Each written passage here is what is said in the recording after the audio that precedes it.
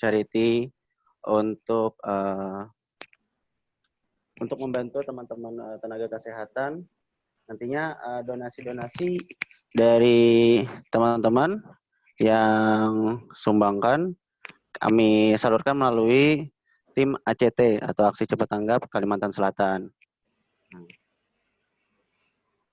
Untuk pemateri jam 4.15 ini sampai jam 5 kami sambut Mas Edo Rahman dengan materi pitching perfect. Silakan Mas Edo. Waktu dan dipersilahkan. Siap. Terima kasih banyak Mas Ujang sudah membuka. Oke, buat kawan-kawan yang mau menyumbang tadi bisa langsung klik di s.id/Startup Borneo ya. Atau dengan nomor Mas Arif ya, mungkin nanti bisa diarahkan ke adminnya. Oke, tidak berlama-lama kita langsung ke materi. Ini share screen bisa ya? Share screen-nya itu kita ke materi pitching praktis. Oh, kita bridging dulu, bridging kayak biar kayak di TV juga. Biar kayak di TV-TV. Jadi kita bisa mengenal dengan pitching. Apa sih itu pitching? Pitching itu adalah presentasi singkat untuk menjelaskan gambaran umum tentang rencana bisnis startup kamu. Jadi yang punya konsep atau sudah berjalan nih startupnya itu biasanya mengalami level-level tertentu. Yang paling pertama biasanya kan bootstrap tuh. Nah, bootstrap itu pendanaan mandiri di mana kita mengeluarkan uang sendiri, modal sendiri, atau bisa mungkin pinjaman oleh lewat fools and friends kalau bahasa ininya ya, bahasa kerennya ya. Fools and friends itu kawan-kawan yang nggak mau mikir untung atau rugi, ya udah nih modalin nih. Terus kalau family kan biasanya keluarga, ayah, ibu biasanya juga merelakan uangnya untuk memodali sanak saudara ya kan. Jadi tapi selama ini kita pinjam modal itu cuman secara lisan kan, tidak berpresentasi secara profesional. Nah, alangkah baiknya walaupun di stage paling awal pun masih bootstrap atau stage ideation, ide-ide kita itu sangatlah penting sudah dirangkum pada sebuah pitch deck ya, pitch deck atau slide presentasi yang menggambarkan visual dan data dari startup kita. Jadi walaupun ke orang tua misalnya minta modal sama orang tua, mulai biasakan untuk berpresentasi karena itu akan melatih kita ketika kita membutuhkan pendanaan yang lebih besar lagi nantinya. Misalnya udah ke seed funding atau series mungkin ya. Waduh. Ini pertanyaannya nanti bisa dibuka ya Mas Iqbal ya? Mas Ujang ya? Oh, bisa. Oh, Ya, bisa dibuka. Mungkin aku Itu pakai banyak istilah-istilah yang tidak familiar atau asing, nanti ya, bisa kita buka di sesi tanya jawab ya. Itu Mas Edo bisa di screen tuh Mas. Oh iya. Oke. Ya, Aku share screen ya. klik aja tombol share screen untuk materinya kan ada kan? Ada, siap. Oh, siap. Nah, semoga kelihatan. Bagaimana kelihatan? Atau Belum. di Nah, sudah siap. Full screen? Belum mau nih, belum full screen nih, belum belum slide no ya, apa ya? Masih PowerPoint-nya kelihatan. Google Slide-nya. Ini kok nggak bisa ya? Nah, ini sudah ke full screen tapi ada kawan-kawan. Yang pakai apa? Tombol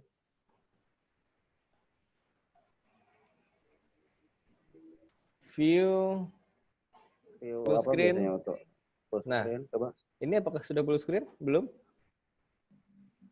Belum kelihatan belum. Oh, masih ada nampak yang Google Slide-nya. Sebentar lah. Stop share. Aku full screen dulu.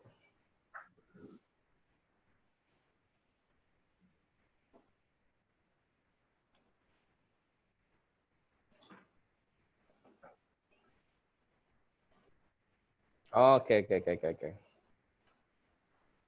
Shortcut-nya tidak jalan nih.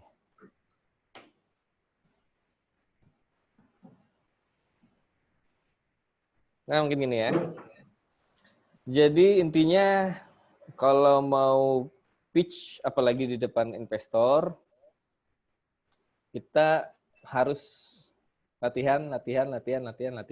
Karena sangat tidak disarankan untuk membaca catatan notes atau slide yang kita paparkan di depan calon investor, calon audiens kita. Jadi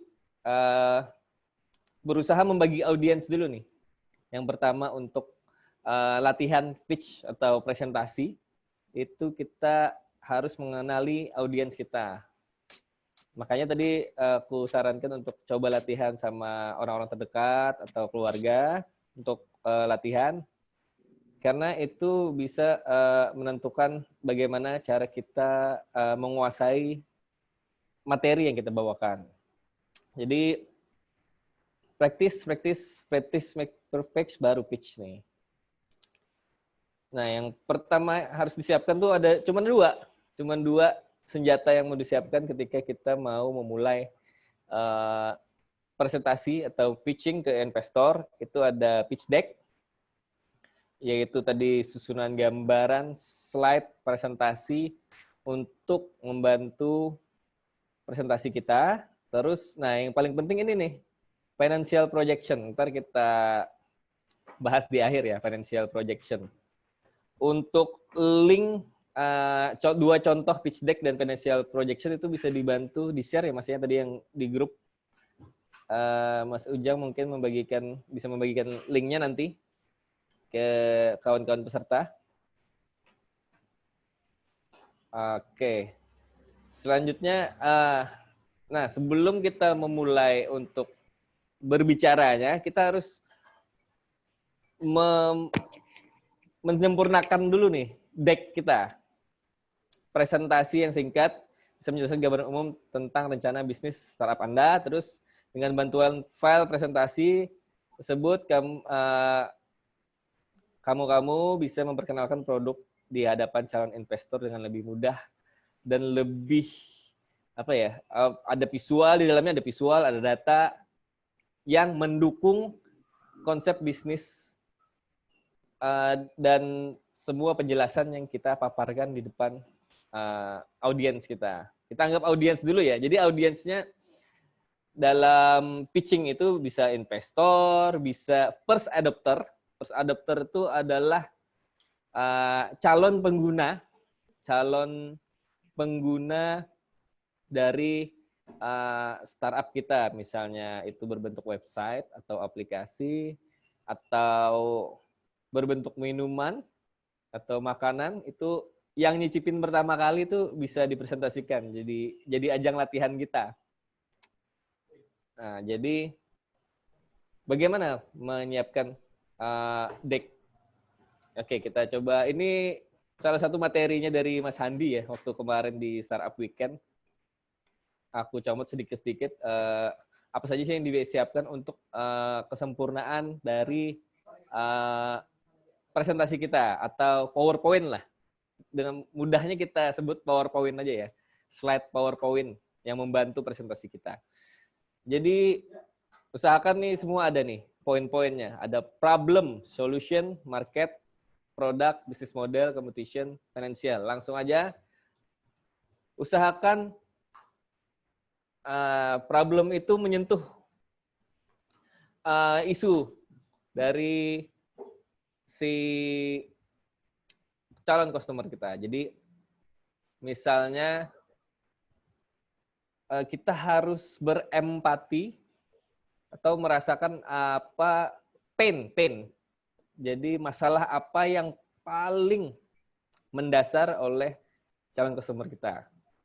Jadi problems itu penting dan untuk juga akhirnya nanti si audiens ini, si investor atau first adopter yang kita presentasikan tadi merasakan memang memang benar bahwa masalah ini memang harus benar-benar di tackle atau disolusikan sesegera mungkin gitu. Nah, ini aku mengambil contoh pitch deck-nya Airbnb di tahun 2009 yang akhirnya dia mendapatkan sekitar ada roti lewat ya. Kedengeran nggak nih roti lewat? Yang dengar senyum iya. Sultan. ini roti. iya, sehari roti. Nanti dulu ya Mas ya. Iya. Ini nih keseruannya stay at home dan work from home tuh ini nih. Ambience suara-suaranya kedengaran ya. Oke. Kemarin pentol. Jadi kemarin mentol lah siapa tuh? Mahyudin. Oh, Mas Bayu lah. Nah, ini sekarang roti. Ya, Pak, sedikit iklan ya. Iya. Nah, ini Airbnb itu mendapatkan investasi pertamanya ini seed funding ya waktu itu ya tahun 2009 kalau nggak salah. Kalau nggak salah dia sudah mencapai $15,000 waktu itu ya. Waktu pertama slide ini dan akhirnya menjadi slide yang paling direkomendasikan untuk jadi contoh paling simpel dan paling mudah untuk membantu presentasi atau pitching ke depan investor. Jadi problemnya si Airbnb ini ada masalah harga nih. Jadi harga tuh waktu booking di travel online lainnya harganya banyak di saat itu di tahun 2009 banyak yang targetnya menengah ke atas gitu ya. Jadi teman-teman yang traveler yang sobat miskin lagi. Ya itulah, pokoknya sobat miskin lah ya. Sebut saja level-level menengah ke bawah itu menganggap problem ini ya susah ini mau jalan-jalan karena mahal. Itu kan terus hotel leaves you disconnect from city and its culture. Jadi kita misalnya berada di hotel di mana nih di Jogja gitu kan, tapi karena hotelnya bintang 5 dia nggak dekat dengan kultur dan budaya yang ada di kota tersebut. Padahal kita jalan-jalan atau traveling itu kan harusnya bisa dekat dan mendapatkan experience itu. Jadi menurut Airbnb itu jadi sebuah masalah untuk traveler-traveler yang bepergian saat itu. Terus no easy way to access to book a room with a local become house. Nah ini problem dari sisi pemilik. Jadi ada dua sisi nih. Pemilik propertinya, misalnya ada yang punya rumah tapi kamarnya kosong atau punya kontrakan tapi nggak laku-laku ketika dikontrakan per tahun. Airbnb menganggap ini problem yang harus di-tackle dan bisa disolusikan dengan produknya mereka nantinya. Nah, kalau dari angin nih, ini contohnya dari angin, nanti bisa di-share ya Mas Ujang ya. Nanti aku sudah share di grup juga tuh deck-nya contoh yang dari angin. Angin itu sebuah venture capital, perusahaan Ventura yang memberikan pendanaan kepada startup-startup di Indonesia ya, angel investor kepanjangannya itu angin. Angin Indonesia. Jadi solutionnya itu kalau bisa menjawab pertanyaan-pertanyaan sebagai berikut nih. Apa produk atau service yang mau kamu solusikan? Terus apa sih unique value proposition? Nah, pembeda startup kita dengan startup lain yang sejenis. Selain Airbnb kan banyak nih bermunculan nih. Akhirnya kan ada kita sebut saja Red Doors mungkin ya, ada Airy Rooms dan lain-lain. Itu kan setelah keberhasilannya si Airbnb nih baru bermunculan tuh. Karena memang problems yang mereka tackle itu memang benar-benar menyentuh pain atau apa namanya ya, mensolusikan kerugian-kerugian yang ternyata didapat oleh customer yang ternyata banyak juga. Terus what you offering to market needs to display in previous slide. Nah, jadi apa yang kamu tawarkan nih ke market. Jadi isinya solusi kalian itu yang menjawab problem tadi, problem yang sebelumnya. Problemnya kan ini, nah terus Airbnb memberikan solusi ini. Save money, lebih murah intinya lah ya.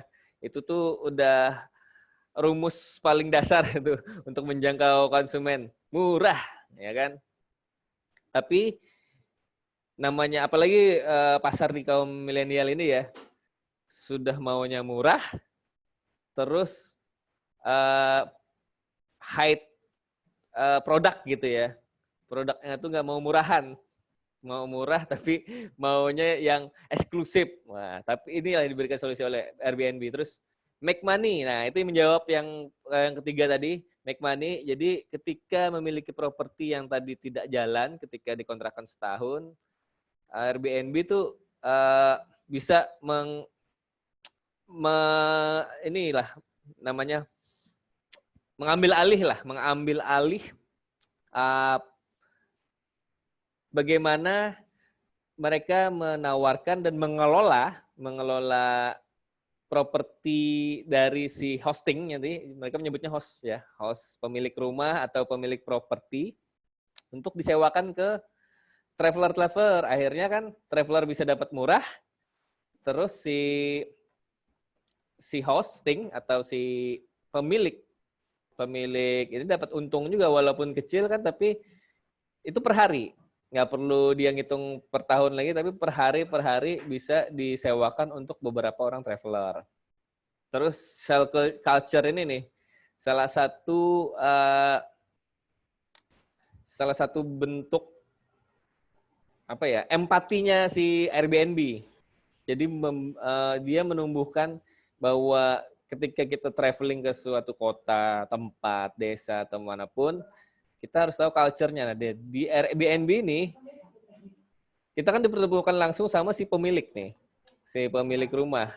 Akhirnya kan bisa tahu nih, rekomendasi dong tempat atau budaya mana yang bisa aku cari, atau aku di tempatku nggak ada, di tempatmu ini ada apa sih gitu.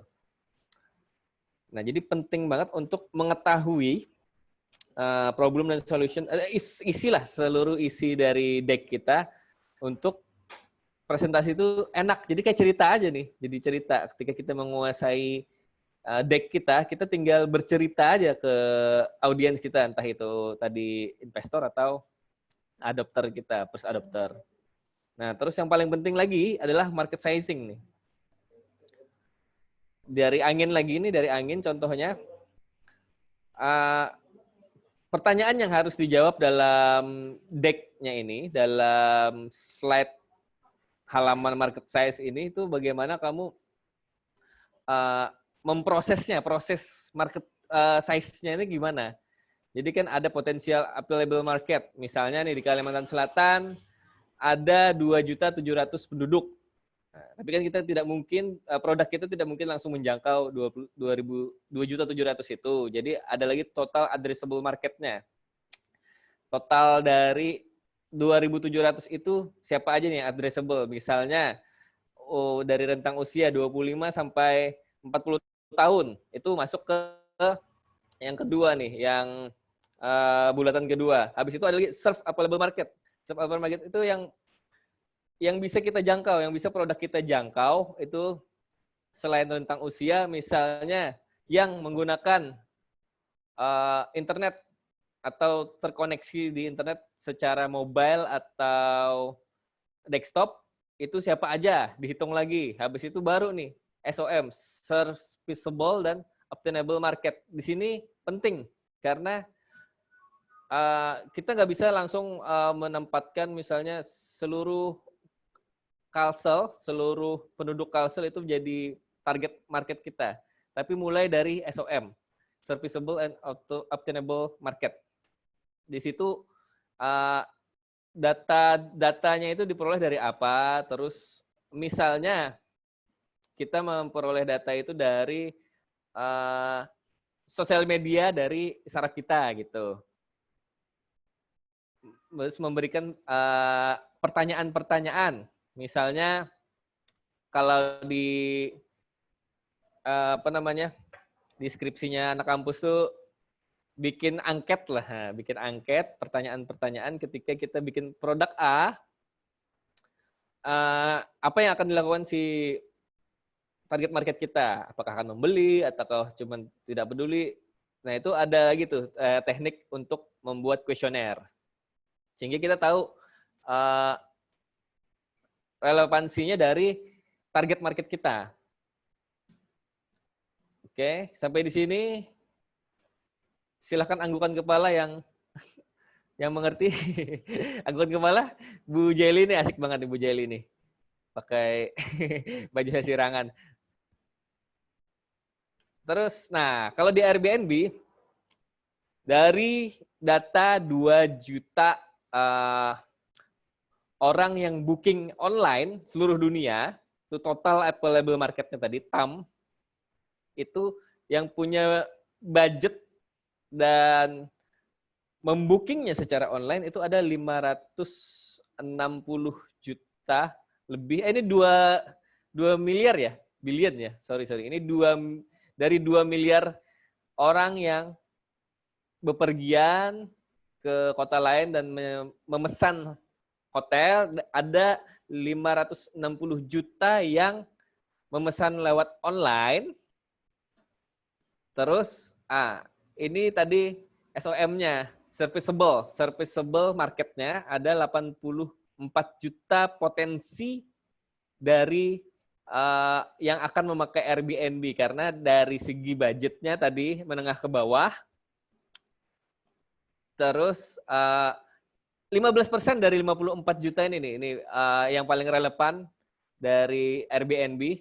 15% dari 84 juta itu yang bisa memakai atau bepergian dengan booking Airbnb.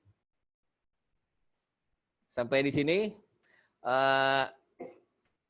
si investor atau audiens kita akan melihat bahwa oh ternyata datanya relevansinya segini. Jadi 15% ini dihitung lagi sama si Airbnb. Kira-kira keuntungannya bagaimana dan financial projection-nya bagaimana. Nah selanjutnya market validation-nya. Nah ini kalau ada yang tahu Craigslist.com sama Couchsurfing, aku pernah pakainya ini nih, Couchsurfing.com. Jadi Couchsurfing ini malah sebuah platform yang mempertemukan traveler-traveler dan hosting juga sama kayak Airbnb, tapi ini mereka sistemnya community. Jadi komunitas Couchsurfing di India. Misalnya kita mau jalan-jalan ke India, kita bisa menghubungi teman-teman yang ada di forum. Jadi kayak forum gitu di Couchsurfing ini. Aku tanggal 20 sampai tanggal 21 Mei akan ke India nih. Ada tempat yang kosong nggak? Jadi mereka di forum tuh akan saling tanya jawab ketika ada orang Indianya yang komunitas sana yang jawab bahwa oh ada nih kamar 2 tapi gabung ya sama si sarukannya gitu-gitu. Nah, jadi dari data itu si Airbnb melihat kemungkinan untuk potensial marketnya, bahwa wah ini kalau misalnya si Couchsurfing ini kepenuhan, aku bisa tackle nih, ambil potensial market tadi. Akhirnya mereka daripada desak-desakan, mending di Couchsurfing atau di Craigslist, mereka oh ya udah deh bayar dikit, nggak apa-apa lah bayar deh, tapi aku bisa nyaman di pakai Airbnb aja. Nah itu potensi-potensi yang dipaparkan oleh Airbnb. Terus, nah nggak kalah penting adalah produknya itu gimana, apa aja sih yang ditawarkan. Di sini ada di Airbnb ini kan biasanya hosting yang langsung memposting foto dari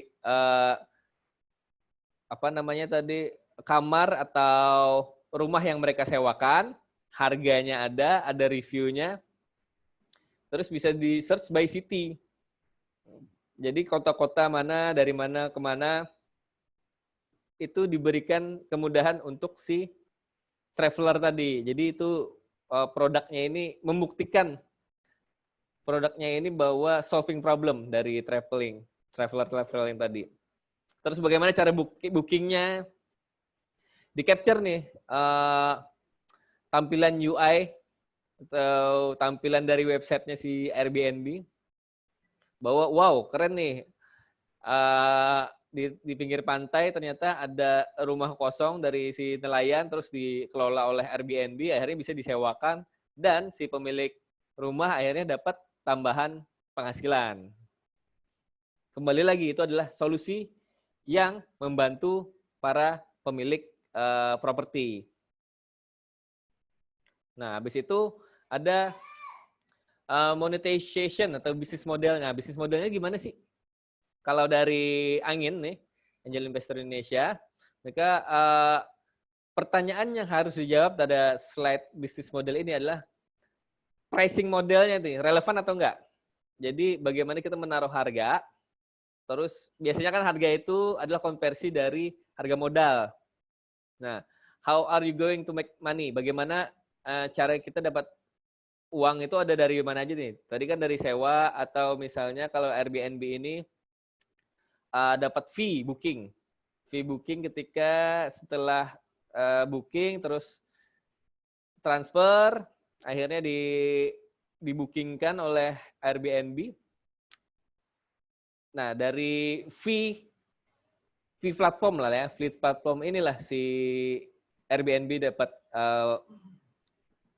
bisnis atau revenue stream namanya. Dapat keuntungannya nih, dapat hasilnya dari mana aja. Karena dalam startup itu biasanya ada yang premium modelnya. Jadi free dulu nih, misalnya apa ya? WhatsApp mungkin ya. WhatsApp sampai saat ini masih freemium ya. Jadi jualannya mungkin pakai data atau apa, itu nggak tahu bisnis modelnya WhatsApp kayak gimana. Terus beberapa platform itu premium, misalnya yang pasti Bapak Ibu semua punya nih, Google Drive ya. Google Drive itu kan maksimal 15 GB itu premium ya.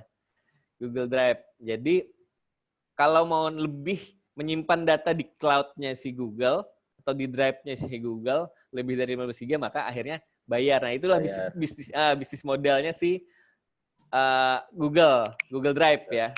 Nah, dari situ Google Drive mendapatkan keuntungan. Jadi di situ harus dijabarkan nih bagaimana startup kita menghasilkan uangnya itu dari mana, apakah premium tadi atau apakah langsung pada biaya cost dari service, atau tadi misalnya fee atau pemotongan biaya dalam platform, atau ads. Nah, ads banyak banget nih sekarang nih model bisnisnya kan. Para YouTuber tuh model bisnisnya kan dari iklan. Blogger nih kayak Mas Ujang nih biasanya punya banyak blog nih untuk dapatkan AdSense ya.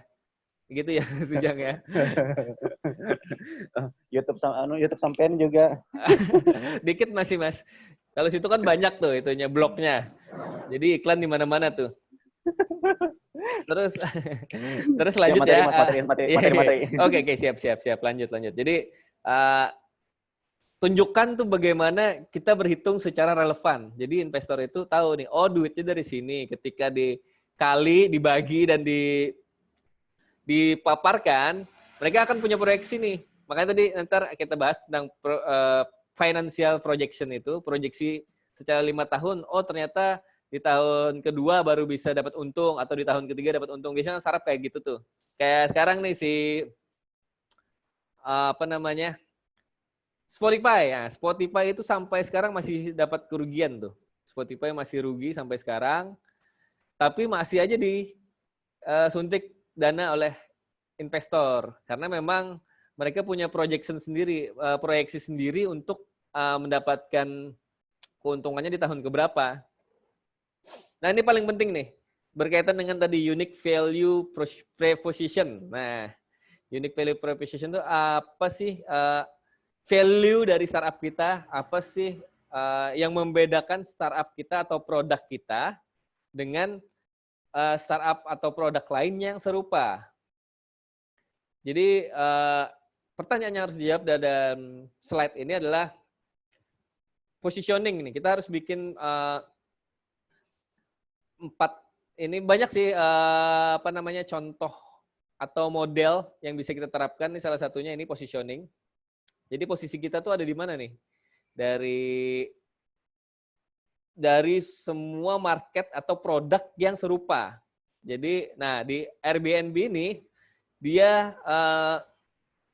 menempatkan value mereka tuh ada di online transaction, transaksinya online.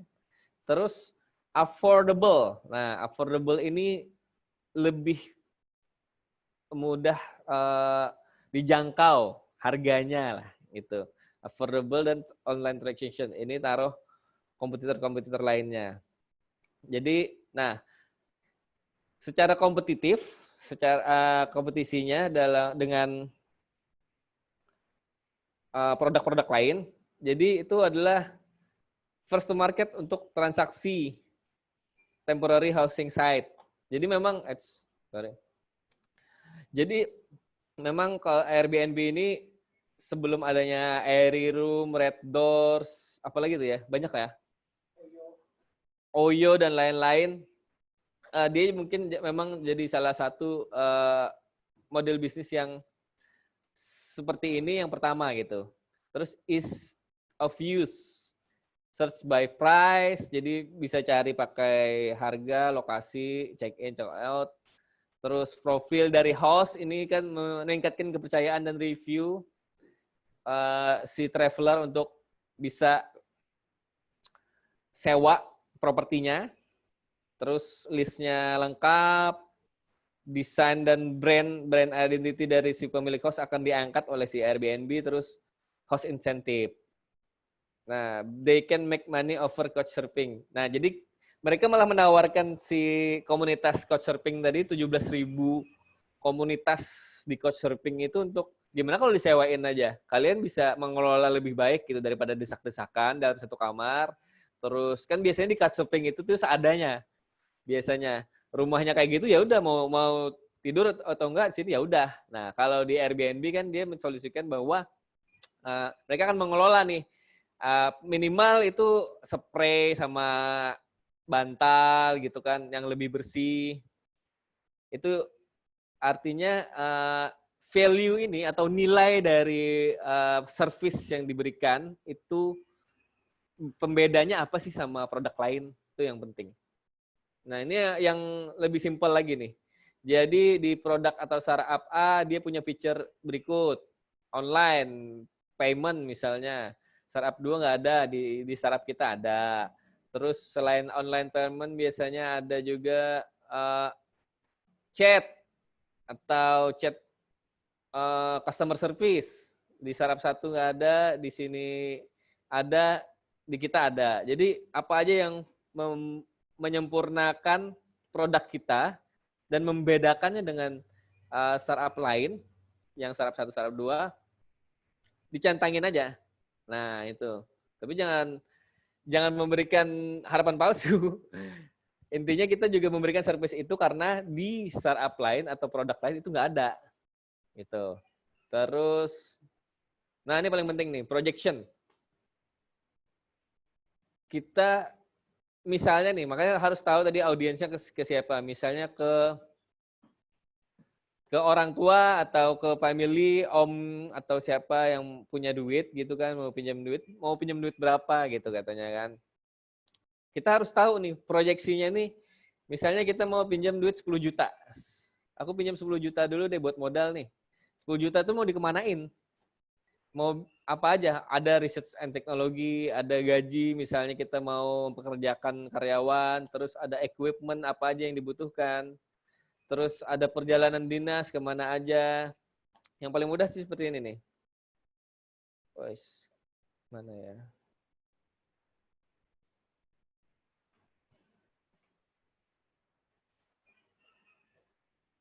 Wah, bentar ya. Oke, siap. Aku bukain dulu contohnya nih. Ada yang paling simple soalnya untuk membagi projection. Stop share dulu ya. Jadi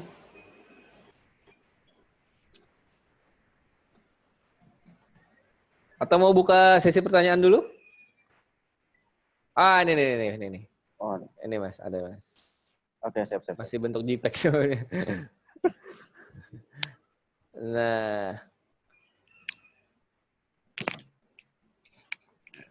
Nah, ini nih. Muncul. Berapa persen? Kita kasih persentasi aja.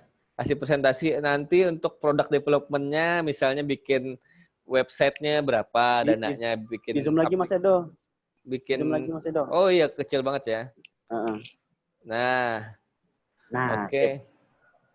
Kelihatan. Terus CAPEX itu istilahnya tuh capital exchange. Capital exchange itu biasanya aset. Jadi modal berbentuk aset. Jadi mau dibelikan apa? Misalnya komputer. Itu harganya berapa? Kan berapa persen tuh? Modal dari 10 juta itu tadi, misalnya berapa persennya untuk CAPEX? Atau misalnya buat beli sepeda motor untuk layanan delivery misalnya kan? Itu berapa persen dari uang yang kita minta tadi? Total funds need-nya. Terus rekrutmen pegawai berapa persen? Marketing ini pasti selalu harus ada nih marketing nih. Jadi ketika kita punya projection atau proyeksi nilai pendanaan yang kita butuhkan tuh marketing tuh harus masuk sih menurutku. Karena marketing itu bahkan cuman IG Ads atau FB Ads itu sangat berpengaruh untuk memperkenalkan startup kita, produk kita, atau siapa kita, itu penting punya budget marketing. Jadi funding itu biasanya juga ini nih, kayak yang dilakukan oleh Tokopedia, terus Gojek, lihat iklannya di mana-mana sekarang, lihat iklannya apa hashtag apa tuh? Semua ada solusinya apa ya? Apa tuh hashtagnya yang Mas Ujang yang itu loh yang sendal putus. Gojek terbaru. Iya, Gojek yang terbaru apa sih? Yang sendal putus dan apa namanya bungkus bakso dipisah dengan kuahnya. Ya itu kan salah satu bentuk contoh budget marketing yang mereka alokasikan dari pendanaan yang mereka dapat gitu. Lanjut share screen yang tadi ya. Aku balikkan dulu. Siap.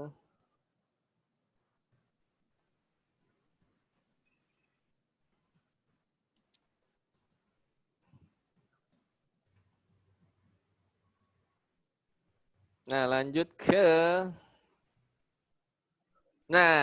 itu kan sudah lengkap. Itu akhir biasanya tuh, di akhir tuh financial projection. Tapi ada yang kelewat bisa perkenalan tim. Jadi itu salah satu bentuk untuk menambah kepercayaan si investor. Ini tim lu siapa aja sih? Nah, kan apakah memang benar-benar ahli di bidangnya atau enggak nih? Jadi perkenalkan tim kalian ketika ada, misalnya biasanya ada 3 ya. Biasanya 3 di Startupsaurus tuh ada tuh dibahas ya Mas Iqbal ya. Ada hacker, 3 komponen dari startup yang mau dibangun tuh ada hacker, hipster, hustler ya. Hacker itu yang di bidang yang di IT ya, ahli di bidang IT atau programmer lah ya. Terus hipster itu yang di bidang desain. Terus hustler itu yang di bidang business development-nya. Jadi penting untuk memperkenalkan tim juga untuk menumbuhkan tingkat kepercayaan si investor.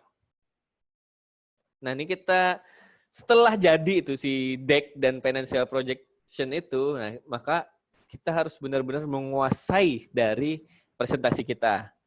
Usahakan tuh jangan sampai melihat misalnya ada di belakang kita nih presentasinya, usahakan kita yang mengontrol slide-nya, bukan slide yang mengontrol kita untuk baca atau segala macam. Kita yang menunjukkan bahwa oh ini nih solusinya, oh ini nih problemnya.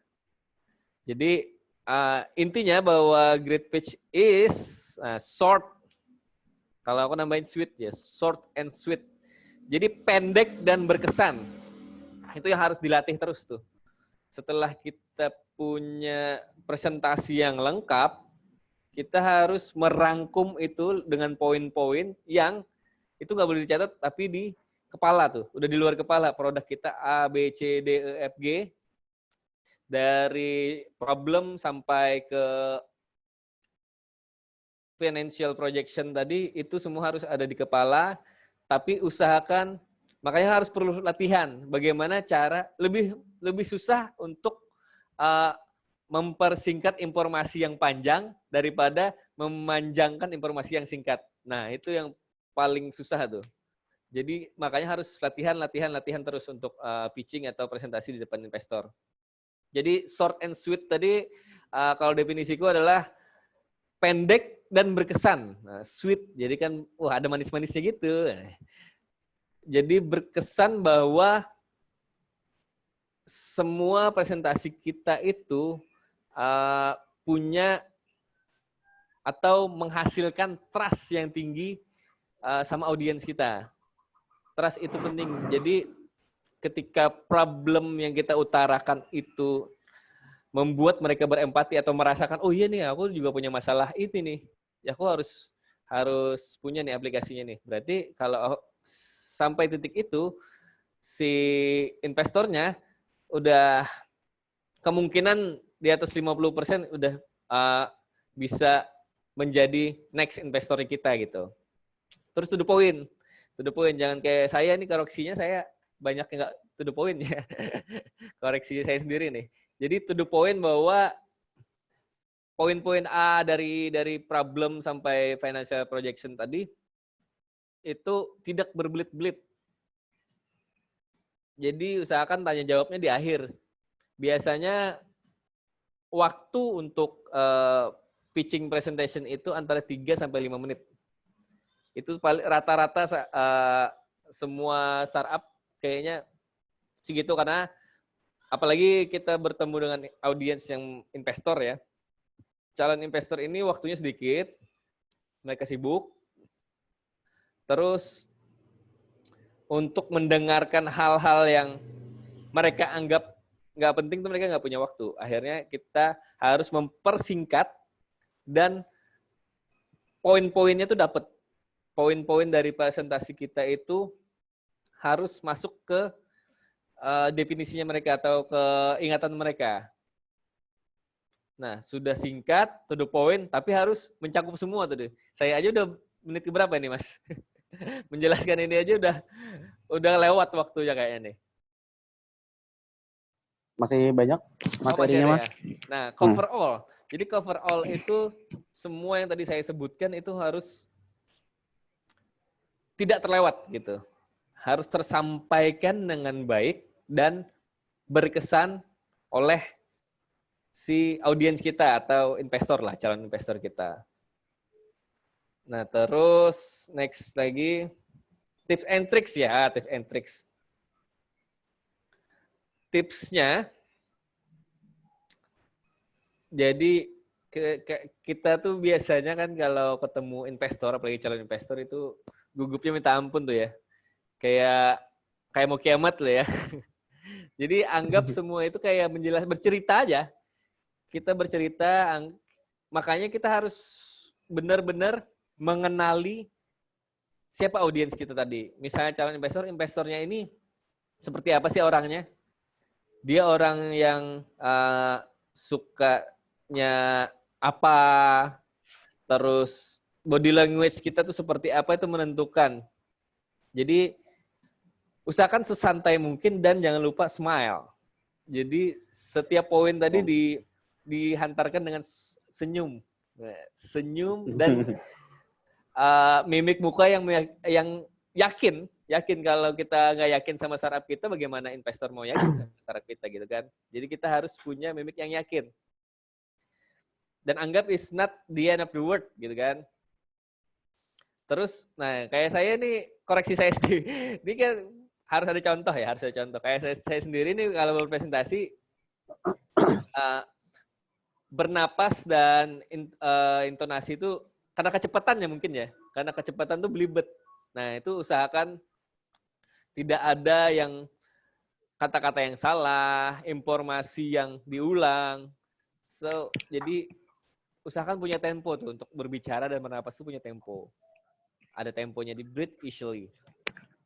Terus mata nih sangat penting nih. Dari semua informasi yang kita sampaikan, eye contact itu sangat-sangat penting. Jadi itu ada dua arah. Si audiens kita itu punya feedback, melihat bahwa kita ini yakin atau enggak dengan ide kita. Yang kedua, kita juga dapat feedback nih. Si audiens kita atau calon investor kita ini excited enggak sama penjelasan kita? Excited atau enggak? Atau mereka bosen atau enggak? Nah, kayak sini kan saya beberapa nih melihat nih, kayak Muhammad Sultan, ini cukup excited karena ada senyum-senyum ya kan, mendengarkan. Kalau yang lain-lain nggak ada videonya, nggak tahu nih. Tapi kalau presentasi, entah itu online atau offline, usahakan selalu melihat audiens kita. Jadi kita tahu nih, mereka dapat feedback, kita juga dapat feedback bahwa oh mereka memperhatikan, oh mereka excitementnya cukup tinggi, atau oh ternyata mereka boring, aku harus ngapain nih. Nah, kecerdasan. Latihan itu meningkatkan respon kita untuk hal-hal seperti itu. Jadi ketika kita latihan ketemu misalnya tadi kita latihan ke pitching di depan Bapak ya kan, Bapak gimana responnya, terus latihan pitching ke Ibu, Ibu gimana responnya, membedakan itu secara gender, bagaimana reaksi mereka, terus bagaimana kemungkinan yang akan terjadi setelah presentasi usai. Terus yang penting berbicara itu keras, bukan keras sih, loud and clear. Jadi harus jelas ya, apa yang diucapkan jelas, informasi yang disampaikan jelas. Itu entah online atau offline ya. Biasanya kan offline nih kita presentasi ketemu. Tapi di saat masa-masa kayak COVID-19 sekarang, ada beberapa venture capital yang memang membuka pitching secara online. Kayak salah satunya East Venture. East Venture tuh membuka kesempatan untuk startup, tapi dengan level yang mereka tentukan, itu mereka buka secara online. Bahkan East Venture juga deh ya, kalau nggak salah itu membuka kesempatan untuk ide-ide yang akan mereka danai untuk mencari solusi bagaimana wabah COVID-19 ini. Itu cukup keren tuh, mereka presentasinya jadi lewat online. Bahkan lebih mudah lewat online ini kita bisa ngirim data langsung, entah itu video atau contoh produk, foto, itu lebih mudah. Tapi memang tips dan trik ini atau pelatihan kita itu akan berlaku entah itu offline atau secara online. Jadi sangat penting untuk mengenali audiens kita. Bahkan kalau bisa riset dulu. Kita mau berbicara dengan siapa? Misalnya Haji Isam ya kan? Ketemu Haji Isam itu seperti apa? Sidin tuh kesukaannya apa? Misalnya berburu, boleh masukkan jokes-jokes yang relate dengan mereka. Tapi jokesnya setelah tanya jawab ya. Bukan saat presentasi kita memang harus usahakan serius tapi santai gitu kan. Biar informasinya masuk dan juga startup kita itu benar-benar idenya itu ditangkap oleh si investor. Karena mencari investor itu kayak nyari pacar atau nyari bini kayaknya ya. Ini founder-founder senior, tolong dibantu founder-founder senior biasanya nih punya tips and tricksnya sendiri nih. Bahwa ketemu investor itu tuh seperti apa. Macam-macam investor itu banyak. Ada yang acuh, ada yang sibuk dengan handphonenya dan lain-lain. Tapi secara profesional kebanyakan mereka akan menghabiskan 3-5 menit tadi untuk benar-benar, wah ini ada potensi apa nih dari startup ini nih. Itu yang akan mereka lihat. Jadi kita belajar menempatkan diri jadi investor juga, jadi audiens juga. Jadi bagaimana, ya siap, hati-hati. Ada yang pamit pulang. Oke, berapa menit udah, Mas Iqbal?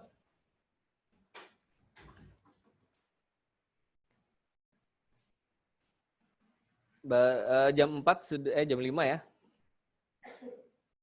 Jam 5. Ada waktu berapa menit lagi?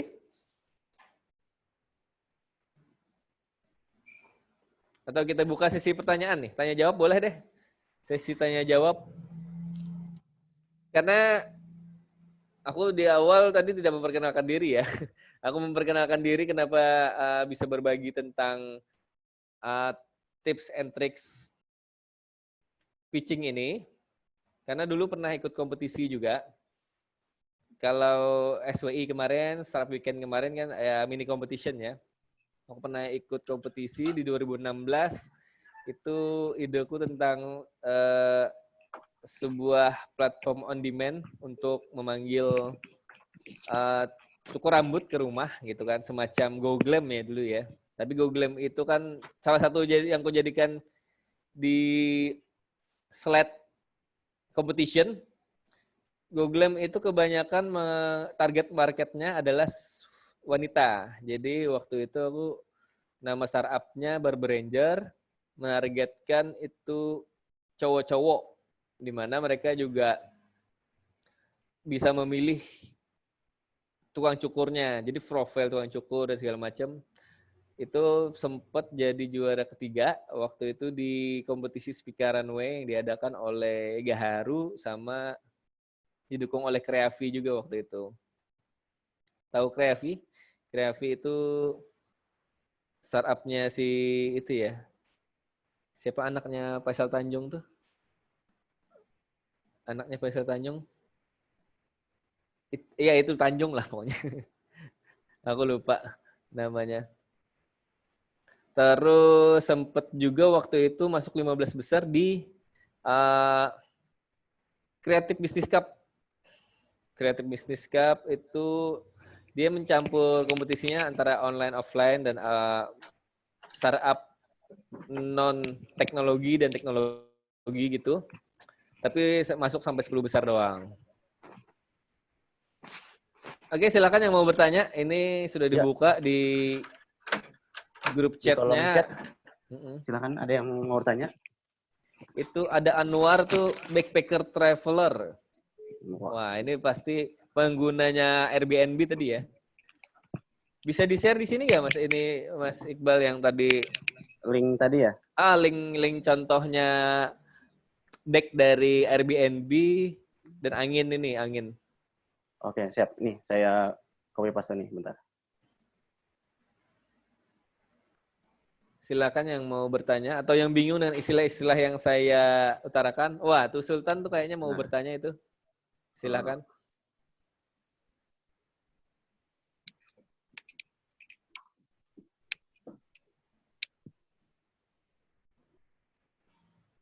Ini aku sapa lagi yang ada di sini, ada Zafira, Fedila, ada Lito, ada Budi Rahman, ada Bahyudin Nur, ada Eci nih, entrepreneur apa nih?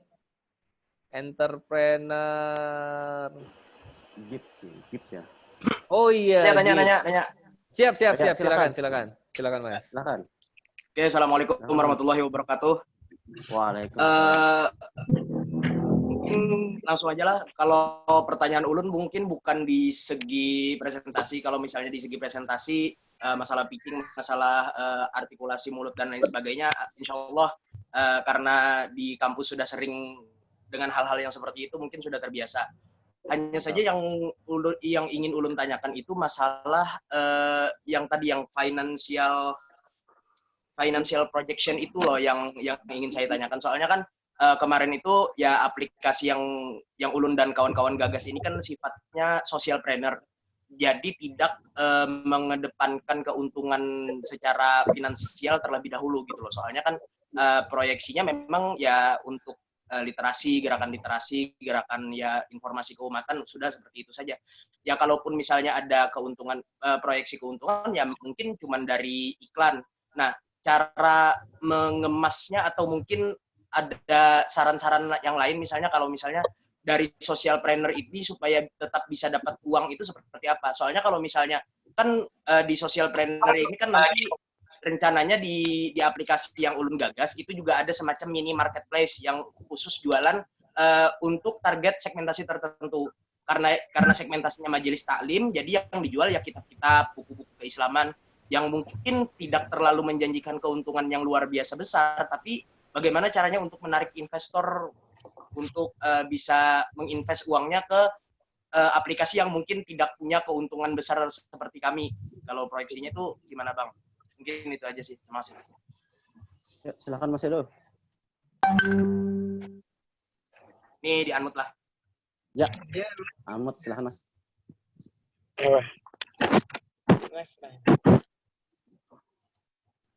Cepat lah, saya bukan lah.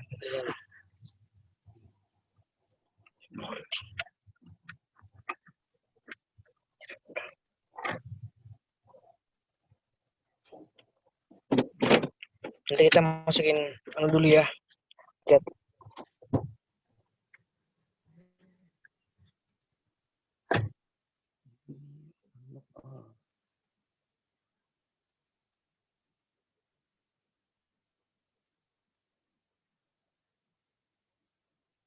Nah, masih di unmute host tadi. Ya, sip. Ya, udah. Oke.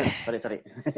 Lewat. Nah, sebelum ke financial projection harus bisnis modalnya harus tuntas dulu nih. Ini kalau nggak salah Mas Sultan ini startup-nya apa kemarin yang di SWI ya? Apa namanya? Apa nama startup-nya? Coba boleh dibuka dulu mute-nya. Wait, tunggu. Mas Sultan. Ya, itu sudah dibuka. Mas Sultannya. Majalis. Iya, Majalis. Nah, jadi Majalis. Jadi ya ini ada teman-teman ACT juga nggak ya? ACT juga kan hampir seperti itu gitu lah. Kita sebut saja social enterprise. Jadi social enterprise pun harus punya bisnis model. Itu dulu. Sebelum ke financial projection kita juga harus tahu bagaimana cara bertahan walaupun tidak ada investor. Itu dulu. Bagaimana jadi bisnis model social enterprise itu memang harus tetap menghasilkan uang walaupun tidak seutuhnya keuntungan untuk si founder atau berbagai macam, tapi kita secara bisnis model kita kan nanti pasti akan memerlukan karyawan. Minimal kita juga harus menggaji desainer atau programmer yang menjalankan startup kita. Jadi di bisnis Operasionalnya lah. ya operasional, biaya operasional itu selalu ada, walaupun itu social enterprise. Jadi intinya tuntaskan dulu tuh perhitungan secara bisnis model. Jadi monetisasinya itu dari mana nih? Walaupun ini majalis, misalnya dari sumbangan pun kita harus menginformasikan kepada si penyumbang bahwa ini 10% untuk operasional majalis, seperti itu, ya kan?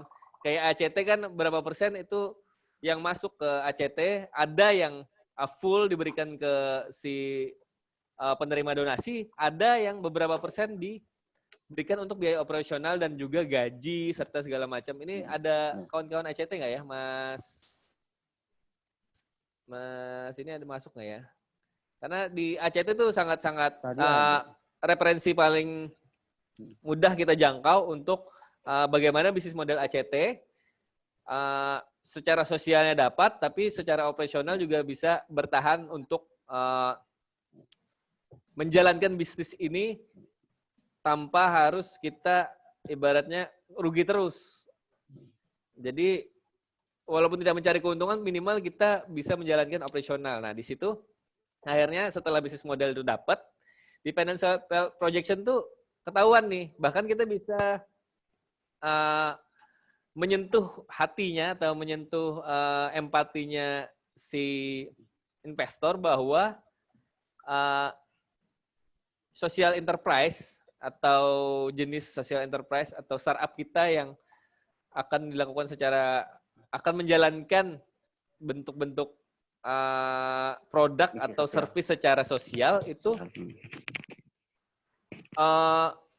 bisa dijadikan apa ya namanya ya, bentuk amal jariah bagi si investor. Jadi kita, tapi harus profesional juga. Kita akan membaginya berapa persen ke investor, atau misalnya investor dapat saham seberapa. Jadi walaupun keuntungannya tuh lama, misalnya ada 5 tahun ke depan baru ada keuntungan, baru kita bagikan di share aja secara detail bahwa oh ini kita mau bikin perusahaan yang bergerak di bidang sosial. Jadi social enterprise. Iya, yayasan biasa bentuknya. Tapi di mana-mana pun bentuk iya, di mana-mana biaya operasional itu biasanya kita minta ke investor, semua itu nggak ada komunitas atau gerakan yayasan secara sosial yang bertahan lama ya, selama ini yang bertahan lama kalau tidak ada bisnis modelnya atau monetisasinya. Jadi memang kalau untuk membuat social enterprise itu gampang-gampang susah ya. Jadi dari umat untuk umat lah gitu, dari umat untuk umat. Tapi jangan lupa bahwa di balik social enterprise itu kan ada juga karyawan, ada orang-orang yang menjalankan itu yang memang berhak itu ada hukumnya juga. Itu kalau ada hukum-hukum nih Mas Mimin nih, hukum-hukum syariat-syariatnya bahwa itu berhak bagi penyelenggara sosial untuk mendapatkan bagian ketika mereka menjalankan usaha untuk mendonasikan orang lain, meluangkan waktunya segala macam. Karena kan kebanyakan juga si penyelenggara ini punya keluarga juga, punya perut lah, intinya punya perut untuk yang berhak mereka juga. Seperti itu Mas Sultan. Gimana Mas Sultan? Dengan jawaban dari Mas Edo? Gimana Mas Sultan? Gimana Mas Sultan? Kalau kita lanjut pertanyaan lain. Ini ada pertanyaan nih Mas Edo di chat dari Mas Rosehan.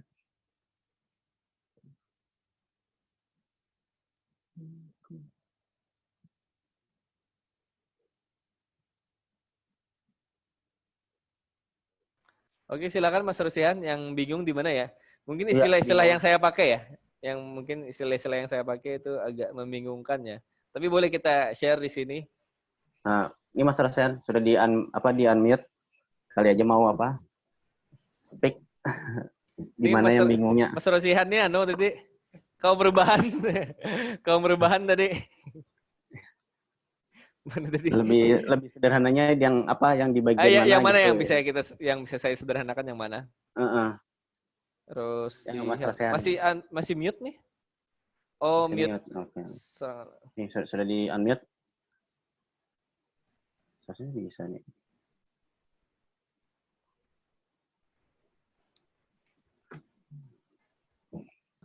Kelihatan nih kan? Nah.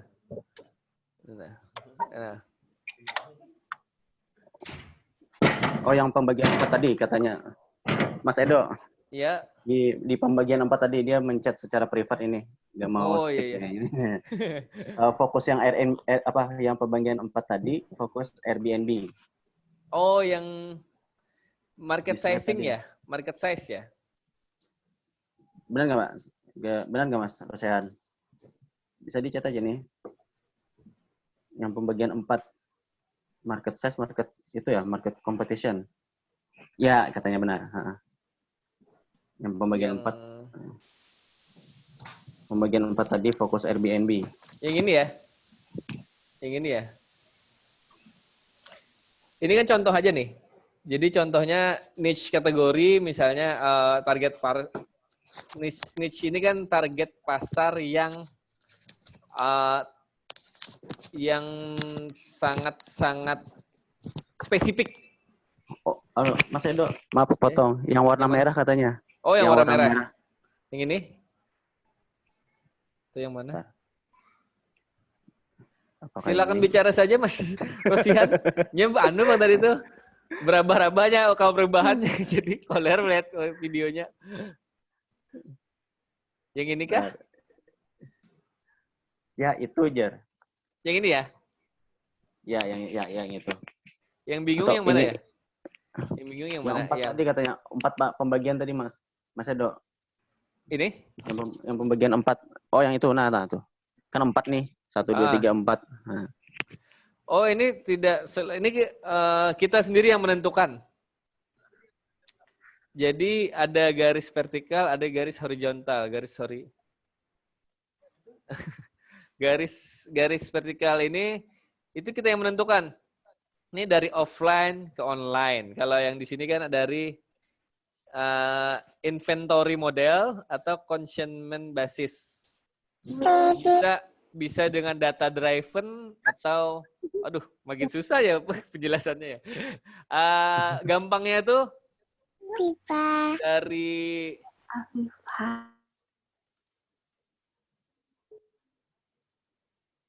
gitu kan perbedaannya. Kalau yang horizontalnya ini harga yang mahal dan terjangkau, atau jadi perbandingan sudut-sudut ini menyampaikan perbandingan dari perbandingan misalnya di sini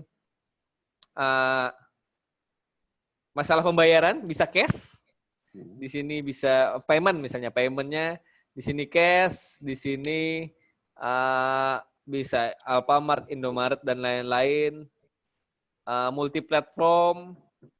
Terus ini kita yang menentukan. Jadi yang kita lihat itu sebenarnya kita bisa menentukan dari kompetitor kita.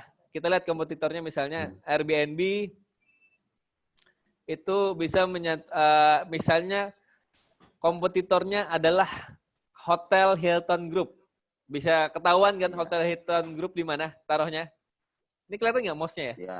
Mouse-nya kelihatan nggak? Kelihatan. Nah, mouse-nya ketika Airbnb menentukan bahwa kompetitornya adalah Hotel Hilton atau apa ya, Trans Luxury Hotel, pasti di sini ya? Iya. Di transaksi offline maksudnya. Transaksi offline dan mahal. Jadi kita menentukan itu dari kita lihat aja kompetitor, kita list dulu nih kompetitor kita siapa aja. Kita list ada Airy Room dan apa tadi? Red Doors lah ya. Red Door ya. Mereka mungkin naruh di sini atau taruh di sini juga ketika itu sama. Tapi dengan ketika banyak yang sama di sini, banyak kompetitor lain, tapi di sudut yang sama, makanya diperlukan ini competitive advantage. Di mana apalagi nih yang membedakan nih? Ternyata si Airy Room sama nih, online transaction dan terjangkau, affordable. Kita harus menambahkan slide ini. Apa aja yang menjadi keunggulan produk kita atau startup kita. Jadi itu bisa membedakan antara Airy Room dan Red Doors tadi. Seperti itu sih. Jadi ini makanya diperlukan mungkin brainstorming sama tim untuk membuat deck sehingga kita bisa menentukan kompetitor kita siapa aja dan keunggulan kita dari kompetitor kita tuh apa aja. Harus lengkap ditulis di sini sehingga oh iya nih ternyata kenapa aku harus memilih Airbnb daripada Red Doors, ternyata ini jawabannya. Nah gitu. Jawabannya itu di competitive advantage ini. Mungkin seperti itu Mas Rosihan. Nah, ini Mas Rosihan ada pertanyaan lanjutan Mas Edo? Iya boleh.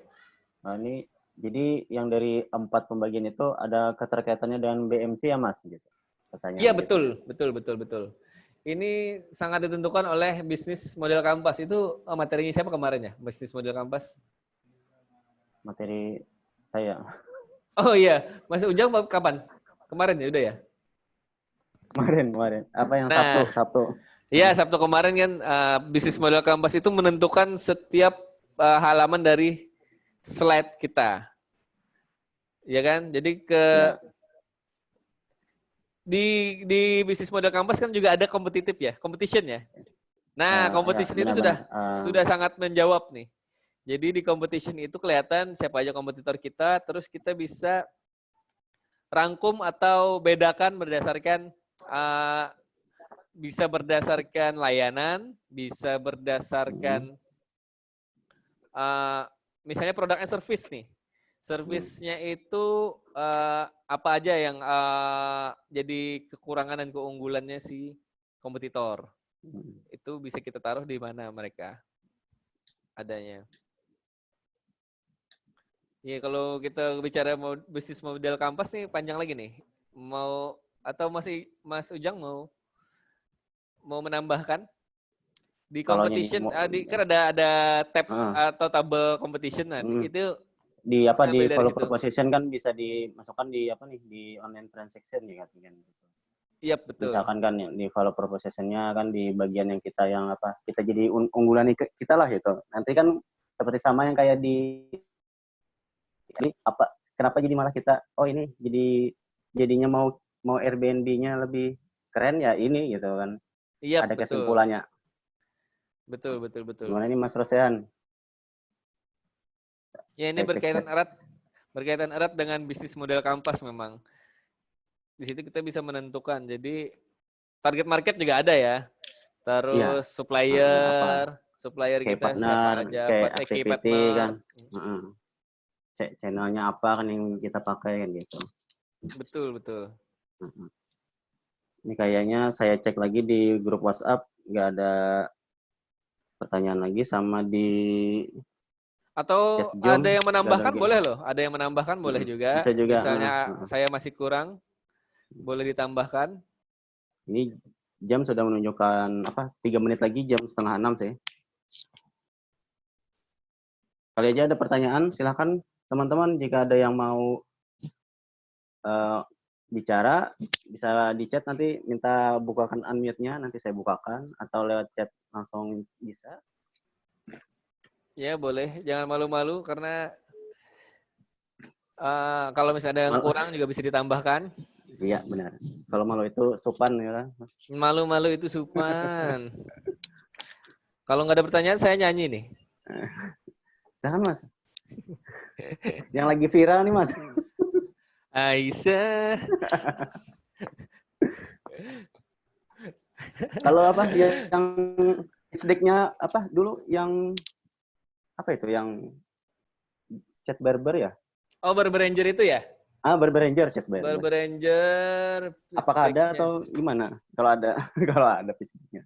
Sebentar, aku carikan ya. Ada di cloud, di cloud-nya ini, drive-nya ini milik bersama, kan diganti-ganti password-nya. Jadi mudah-mudahan bisa. Berapa halaman dulu Mas? Kalau misalnya nggak bisa dibuka nggak apa-apa. Bayangannya berapa halaman lu? Waktu itu cuma 15 halaman. Berapa menit tuh Mas? 15 halaman 5 menit. 5 menit. Jadi memang kebanyakan gambar-gambar dan data itu aja. Jadi tipsnya lagi jangan banyak tulisan, jangan banyak teks maksudnya. Memang kita cuma menyuguhkan data dan gambar aja. Gambar atau grafik, terus bisa memakai icon-icon. Boleh juga dibuka icon-icon yang free kan, ada di Platikon atau di Prefik ya. Di Prefik ada icon-icon yang gratis, atau di platikon.com. Kalau teman-teman hipster udah tahu lah. Udah tahu bagaimana nyari ikon-ikon yang gratis itu. Untuk deck. Itu selama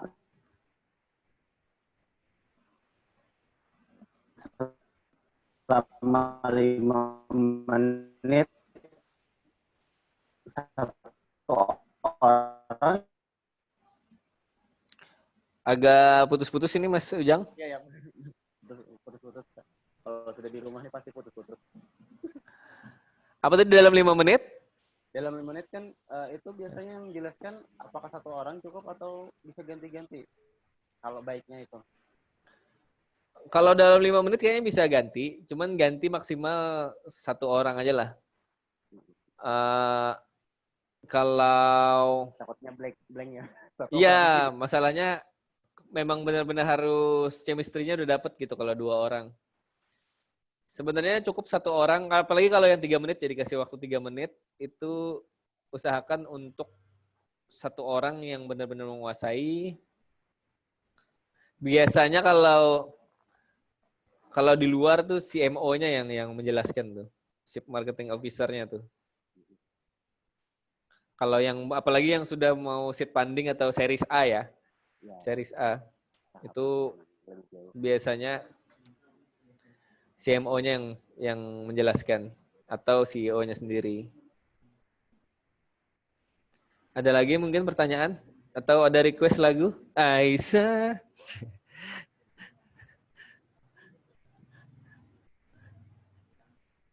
Atau Mas Sultan mau nyumbang suara boleh juga. Halo.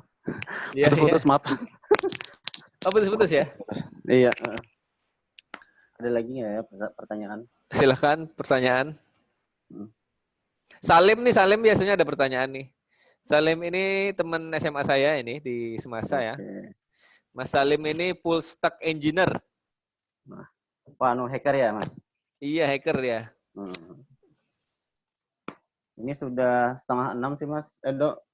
Oh iya, dan tidak ada pertanyaan lagi. Oke, teman-teman jika untuk materi dari Mas Edo sama contoh pitching deck-nya bisa dilihat di chat. Oh, ada lagi pertanyaan nih dari Mas Rosehan. Silakan Mas, mau di-unmute kah? Nah, saya unmute kali aja langsung ngomong. Sebenarnya pertanyaannya cuma iseng ini Mas. Kan lagi musim nih nyari duit dari YouTube kayak gitu. Gimana caranya ningkatin subscribe-nya biar banyak kayak gitu. Waduh, ini saya juga tidak punya kapasitas ya untuk menjawab. Cuman biasanya kalau dari grup-grup kawan-kawan YouTuber nih, meningkatkan subscriber yang natural atau apa namanya istilahnya tuh? Subscriber yang organik itu benar organiknya. Content is the king. Wah. Tergantung kontennya sih Mas. Konten dan juga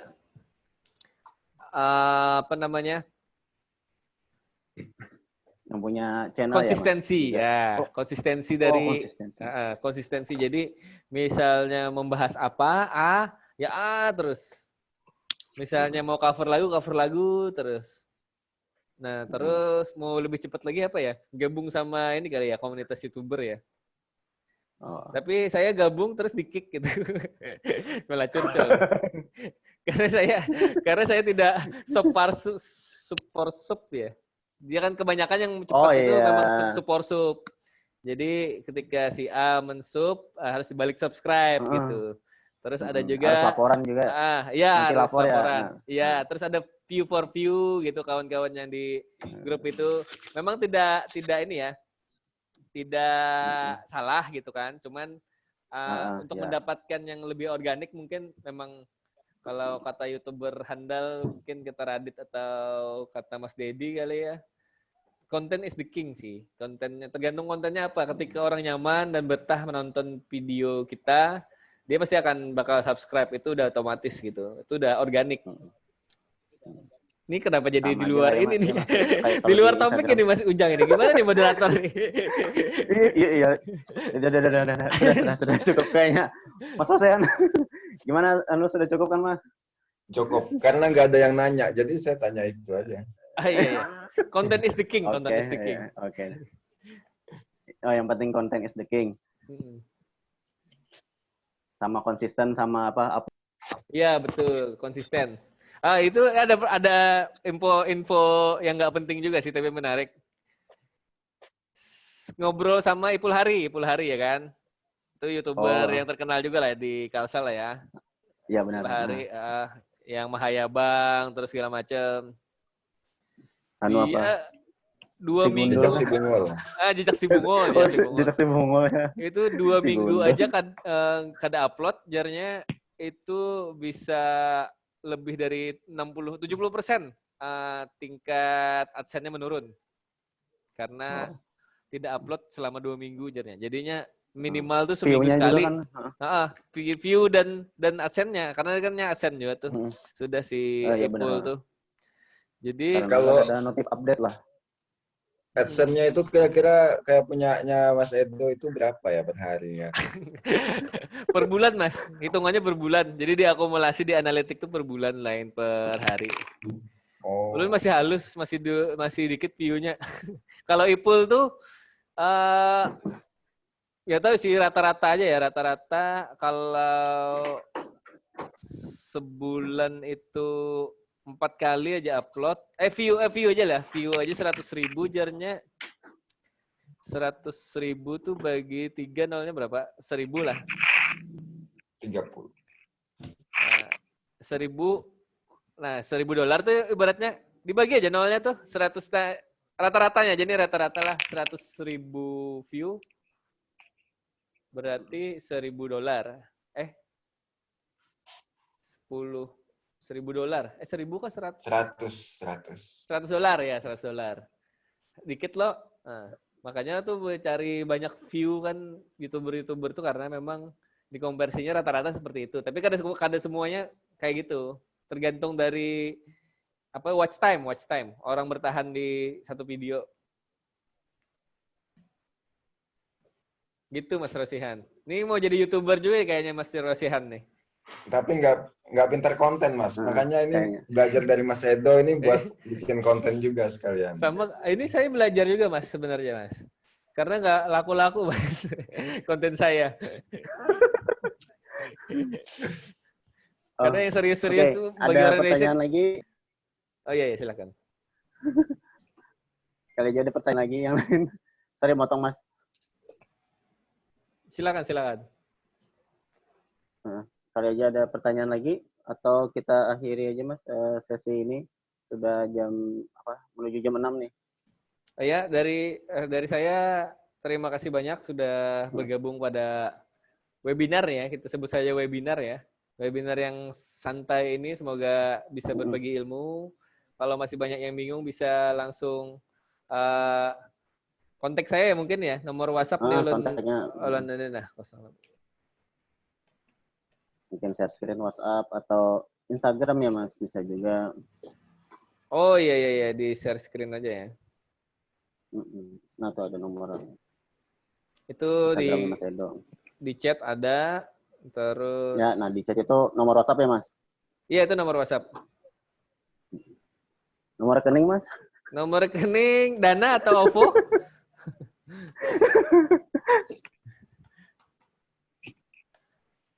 Email.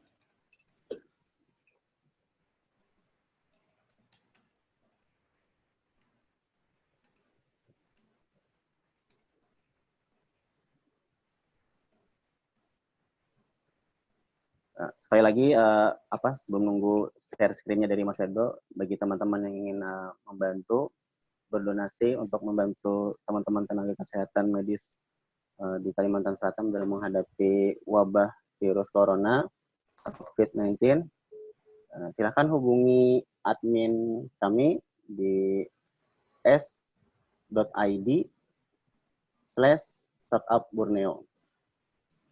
Nanti di sana akan diberitahukan cara mentransfer atau kemana mentransfernya.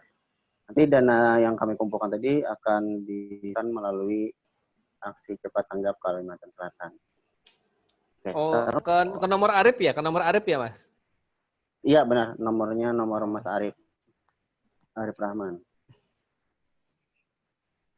Ini kalau nyumbang di sini ini ya Ria ya. Mau langsung transfer di sini Ria ya. Gak apa-apa. Demi kemanusiaan. Ya demi kemanusiaan. Ya maksudnya Iya benar. Menggugah kawan-kawan juga yang mau donasi silahkan. Iya benar. Memantik katanya. Memantik ya boleh. Ya ini nomor Ini emailnya 552 Mas salah. Edo. Maaf 552. Nah, nanti salah kirim top up saldo nih, Mas. Pulsa 50.000.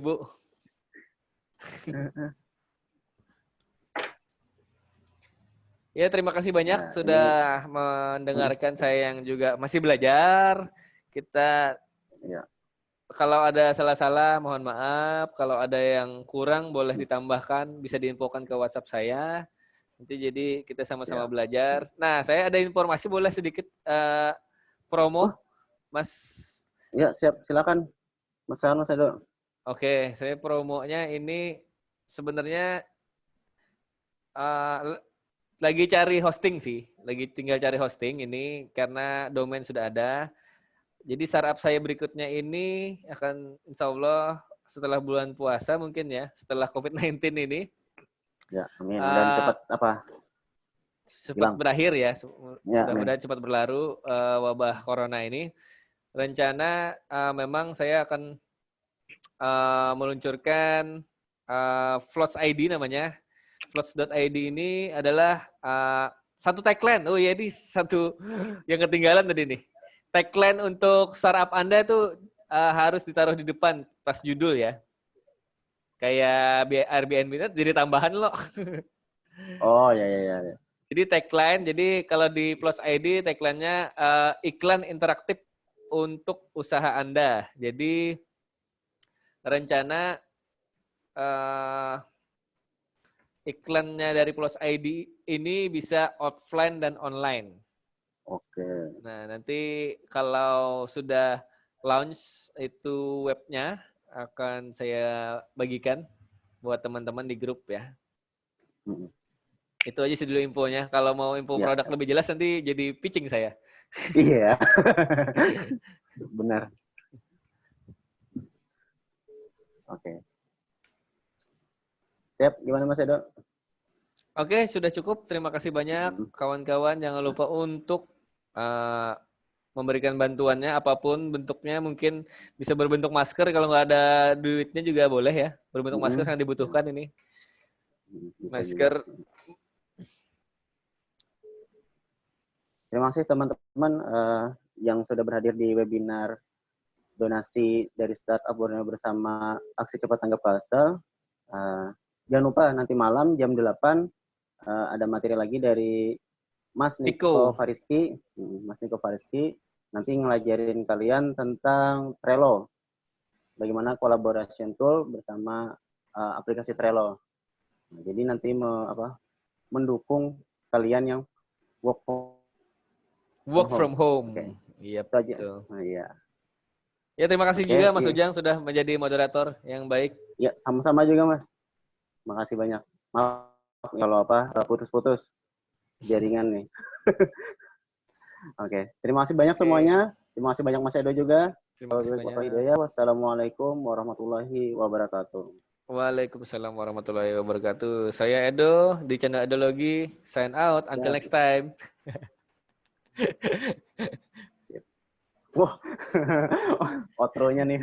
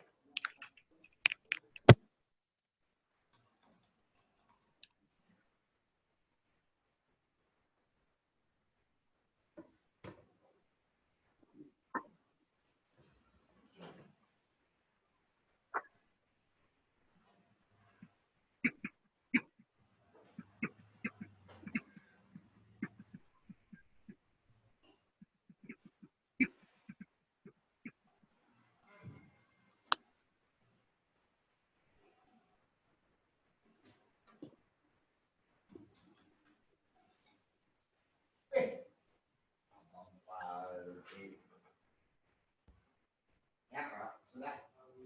Jaket kemana? Di dalam Vespa.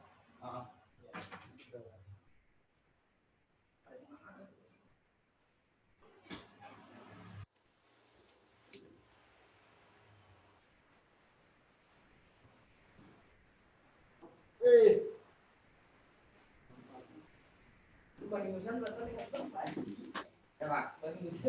Iya itu gara-gara kamu orang kena corona itu. Aku kawan gue ke Imusan semalam mati.